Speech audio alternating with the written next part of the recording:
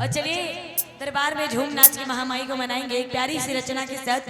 और कहते हैं क्या माँ को उधर नागपुरी भाषा में माँ को बोला जाता है क्या और कैसे कि गजब देखाएंगे हे मैया गजब देखाएंगे